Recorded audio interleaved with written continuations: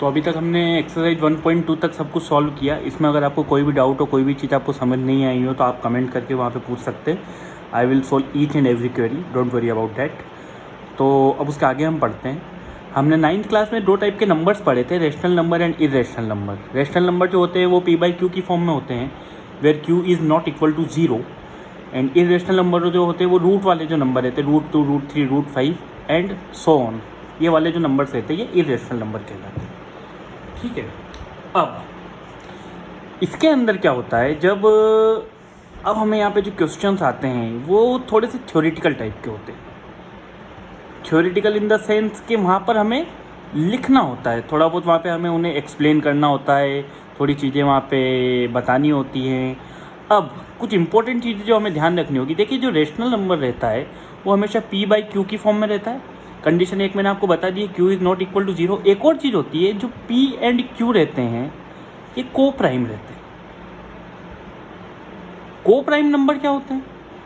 को prime number वो number होते हैं, ऐसे दो नंबर जिनका ओनली कॉमन फैक्टर जो रहता है, ओनली कॉमन फैक्टर जो रहता है वो रहता है 1। क्या रहता है? 1। सिर्फ इसका कॉमन फैक्टर क्या रहता है? 1। अब यहाँ पे हम इस चीज़ को कैसे अप्लाई करें, तो मैं आपको कुछ क्वेश्चन सॉल्व करके बताऊँगा, और वहाँ से आपको जब मैं लिखूँगा जिस तरीके से, एक क्वेश्चन मैं आपके लिए लिख दूँगा और बाकी आपको फिर खुद करना है किस तरीके से आप उसको सॉल्व करेंगे। तो आपकी जो एक्सरसाइज 1.3 है उसका क्वेश्चन नंबर फर्स्ट है, prove that √5 is irrational. Prove that √5 is irrational. Prove that √5 is irrational. तो देखिए एक बार मैं आपको पूरा यहाँ पर लिख कर बता देता हूँ कि किस तरीके से आपको इसको लिखना है। आपकी बुक में भी लिखा हुआ है, बिल्कुल उसी तरीके से आपको लिखना है। बट एक बार कोई समझा दे तो उस चीज़ को समझना आसान हो जाता है, उस चीज़ को फिर लिखना आसान हो जाता है। और स्टूडेंट्स का ऐसा रहता है कि हाँ, उन्हें एक बार जब तक एक बार चीज़ बताई ना जाए तब तक वो उस चीज़ को अच्छे से अप्लाई नहीं कर पाते हैं। तो मैं आपको बता देता हूँ तो किस तरीके से हमें लिखना है कि let us assume that √5 is rational. हम क्या मान लेते हैं कि √5 रेशनल है। ठीक है। नाउ अगर वो रेशनल है तो we can write it as, कैसे लिख सकते हैं हमें इसे? Now we can write it as √5 is equal to a/p, where condition क्या है? b is not equal to 0 and a b are coprime. ये अभी मैंने आपको ऊपर कंडीशन बताई कि किस तरीके से कंडीशन होती है किसी भी रेशनल नंबर की। तो ये कंडीशन हम यहाँ लिखेंगे।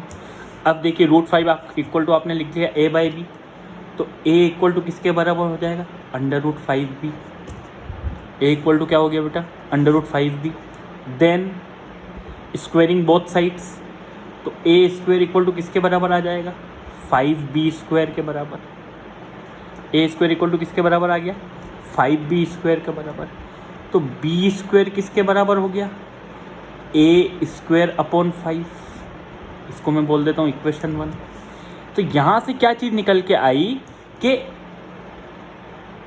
a is divisible by 5। a किससे डिविजिबल है? 5 से है। a 5 से डिविजिबल है, so we can write a is equal to 5m। अगर a 5 से डिविजिबल है तो a जो है वो 5 का कोई फैक्टर होगा, ठीक है, कोई मल्टीपल होगा।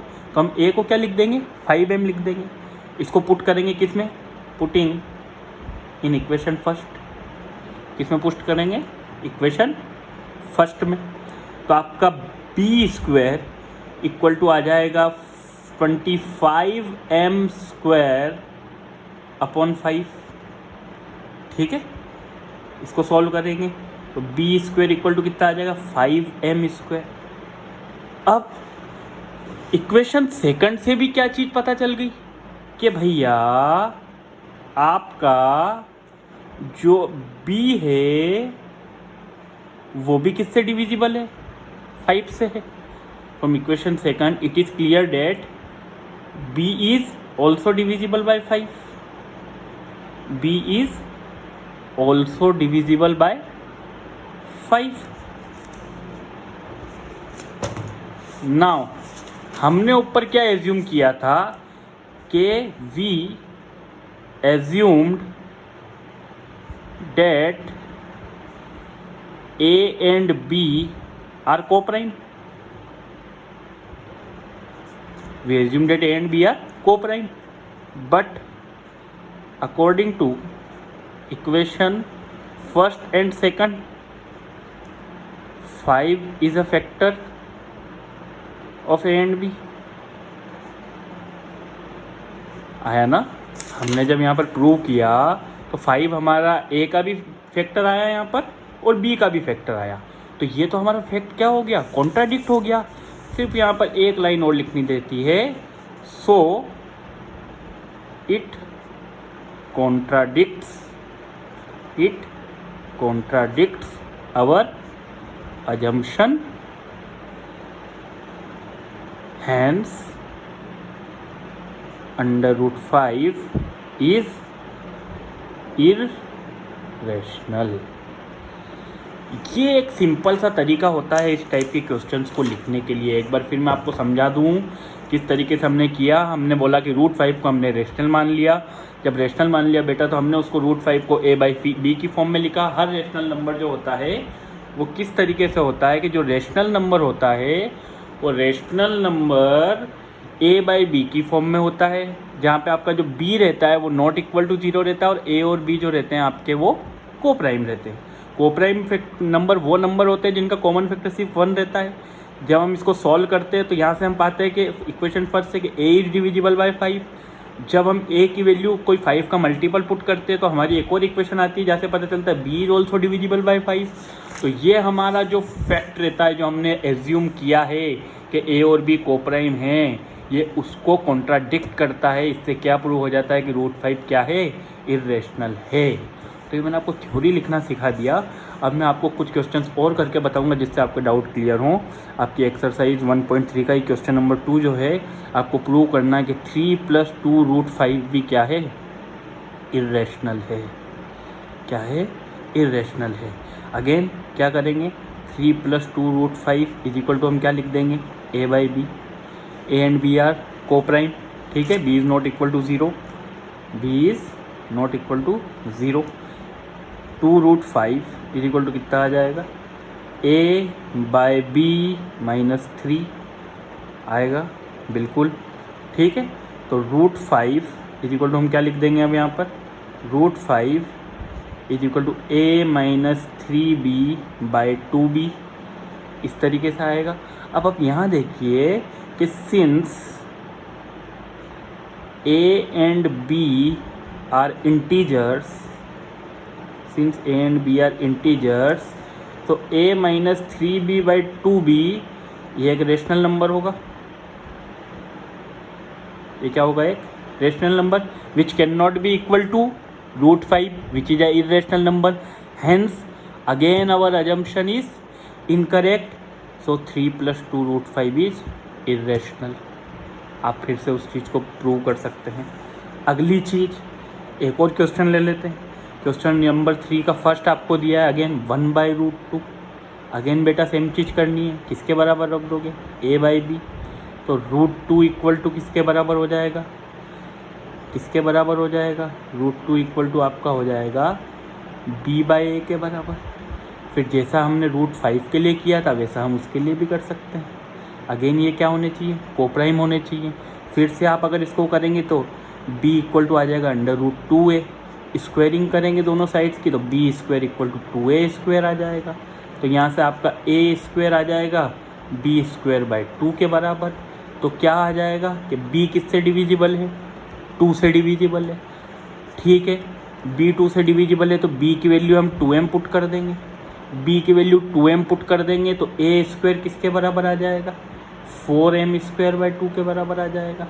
इसको सॉल्व करेंगे तो a स्क्वायर आपका किसके बराबर आ जाएगा, 2m स्क्वायर के बराबर आ जाएगा। यहाँ से आपका m स्क्वायर किसके बराबर आ जाएगा, ए स्क्वायर बाई 2 के बराबर आ जाएगा। अगेन सेम चीज़ हो जाएगी, आपका ए और बी अगर कोप्राइम थे तो उनका कॉमन फैक्टर सिर्फ 1 होना चाहिए था, बट इन दोनों इक्वेशन से प्रूव हो गया कि ए और बी कोप्राइम नहीं है, they have common factor other than 1 which is 2, so A and B are not coprime, hence our assumption that 1/√2 is rational is incorrect, so 1/√2 is irrational। आप लोगों को समझ आया होगा, ये बहुत सिंप्लीफाइड वे में मैंने आपको समझाया है। इसी तरीके से ये क्वेश्चंस लिखे जाते हैं।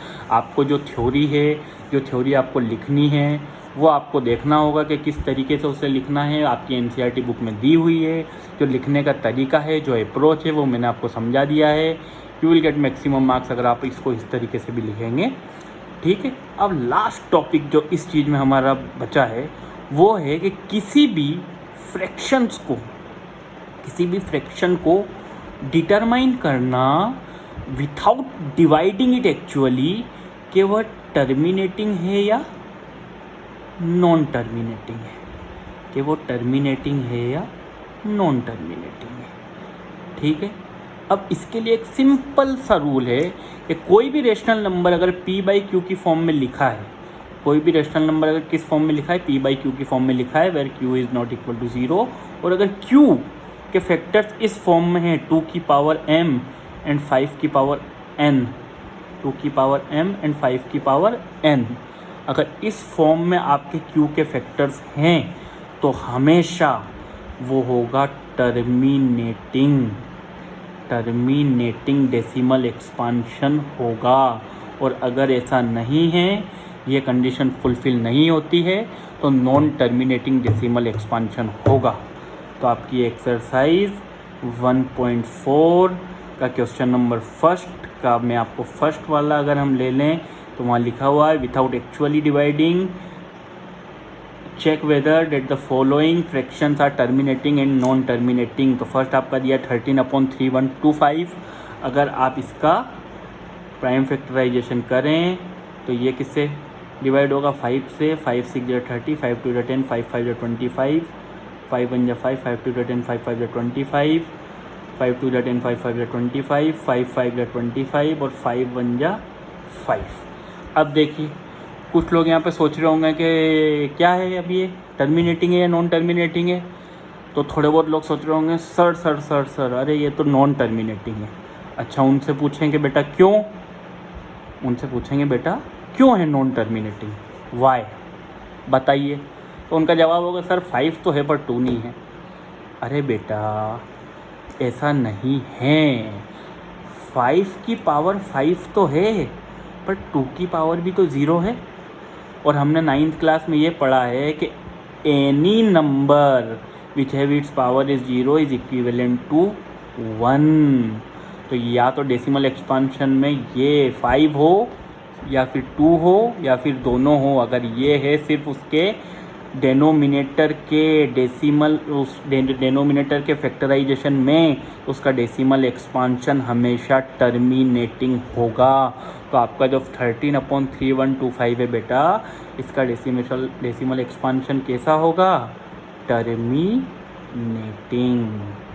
क्लियर है ये बात, सबको समझ आई है? नहीं समझ आई है तो और समझा देते हैं आपको। आपका 4th वाला क्वेश्चन देखिए, आप क्या लिखा है, 15/1600। 1600 का हम क्या करेंगे, प्राइम फैक्टराइजेशन, ठीक है। 2 4 8 400, 2 2 4 200, 2 1 2 100, 2 5 10 50, 25, 5 5 25 और 5 1 5।